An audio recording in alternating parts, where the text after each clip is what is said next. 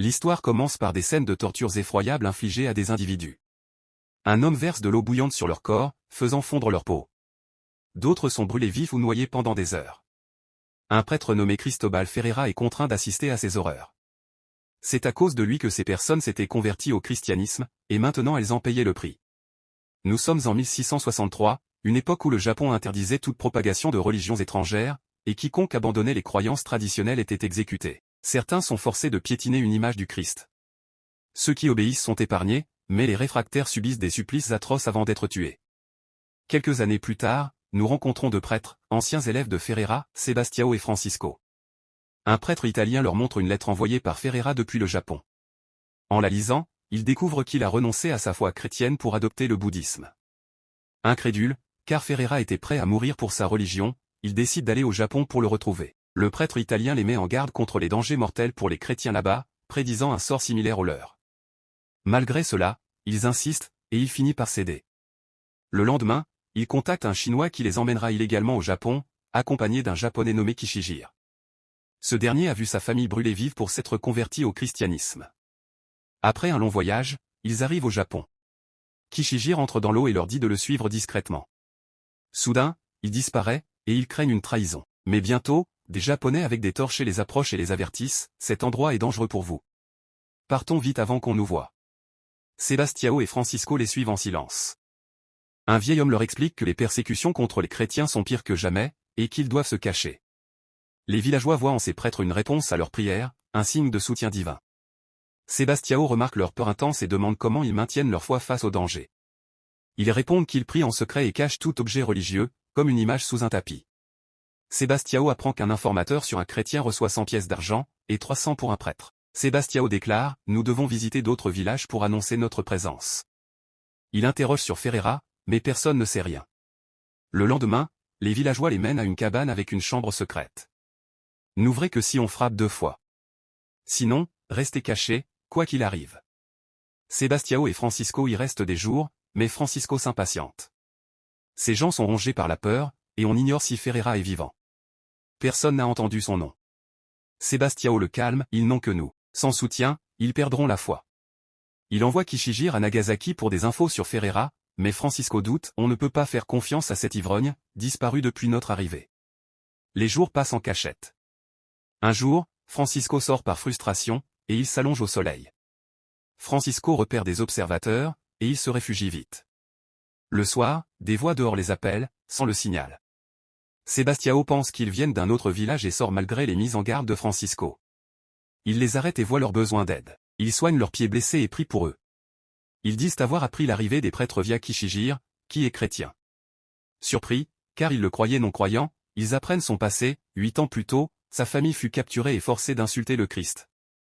Kishijir a piétiné l'image pour survivre, mais sa femme et ses proches ont refusé et ont été brûlés vifs sous ses yeux. Les prêtres compatissent. Le lendemain, ils veulent visiter tous les villages pour encourager les chrétiens, mais Mokishi, le chef du village, les en dissuade pour leur sécurité. Sebastião part seul, Francisco reste. À l'autre village, Sebastião retrouve Kishijir et est accueilli chaleureusement. Les gens ont gardé la foi malgré les épreuves. Un vieil homme sait où trouver Ferreira, à Nagasaki, où on emmène les chrétiens. Sebastião donne aux villageois des croix en paille et des perles de son rosaire pour renforcer leur courage, la joie est immense. Il appelle Kishijir pour une perle, mais celui-ci fuit, se sentant indigne et impardonnable. Sebastião le rejoint, l'invite à confesser ses péchés. Kishijir pleure, libérant des années de chagrin. De l'autre côté, un vieil homme est capturé par des autorités traquant les chrétiens. Mokishi assure qu'il prie au temple bouddhiste et paie les impôts.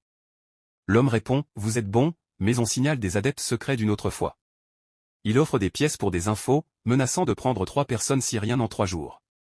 La nuit, le village décide de protéger les prêtres au prix de leur vie. Sebastião sait que sa présence causera des morts, veut partir, mais on l'en empêche. Un homme se porte volontaire, il en manque un. Sous pression, Kishijir accepte à contre-cœur. Le lendemain, on prépare le départ des prêtres.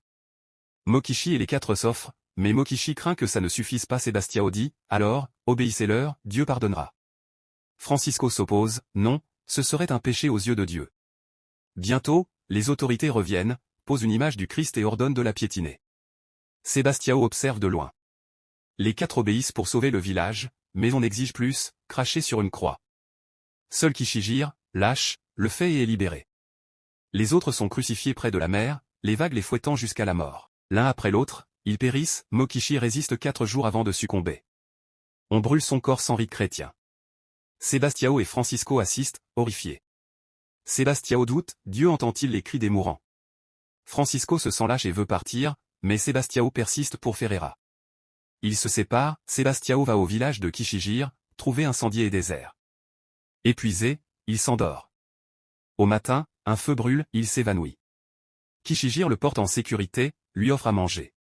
Sebastião refuse, le voyant comme traître à Dieu. Kishijir l'implore de fuir, mais Sebastião continue, assoiffé. Kishijir apporte de l'eau, la renverse, puis le mène à une rivière.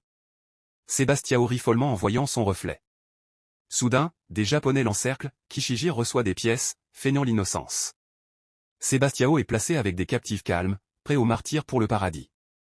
L'inquisiteur arrive, garde Sebastião et dit, on ne vous hait pas, mais votre foi n'a pas sa place ici. Renoncez, et partez.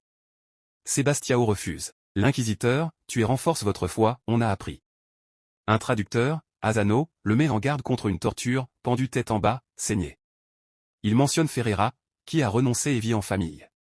Sebastião est paradé, lapidé, puis ramené à l'inquisiteur, votre religion convient ailleurs, mais pas au Japon, comme un arbre qui ne pousse pas en sol étranger. Sebastião rétorque, il y avait 300 000 chrétiens, vous les avez massacrés. De retour en cage, Kishijir visite, niant la trahison, mais les prisonniers le disent espion. Sebastião le pardonne. Le lendemain, des chrétiens refusent de piétiner l'image, un est décapité, un autre cède. L'inquisiteur raconte une fable d'un homme chassant 4 épouses querelleuses pour la paix, comparant à Japon expulsant puissances étrangères. Sebastião approuve la sagesse, mais l'inquisiteur applique à la religion. Puis, on emmène Sebastião voir Francisco capturé. Des filles chrétiennes sont noyées, Francisco tente de les sauver et meurt. Sebastião pleure, Asano, votre égoïsme les tue, est-ce la volonté de votre Dieu? La nuit, Sebastião sombre. Le lendemain, au temple bouddhiste, il rencontre Ferreira, devenu moine, écrivant contre le christianisme. Ferreira, j'ai prêché 15 ans, Jésus n'a pas sa place ici. Asano loue Bouddha humble. Ferreira décrit sa torture, conseille à Sebastião de renoncer pour sauver d'autres. Le lendemain, lapidé en route chez l'inquisiteur, Sebastião entend des cris. Ferreira montre des chrétiens saignés malgré leur renoncement, c'est à cause de toi. Si Jésus était là, il renoncerait. Sebastião piétine l'image, tous sont libérés.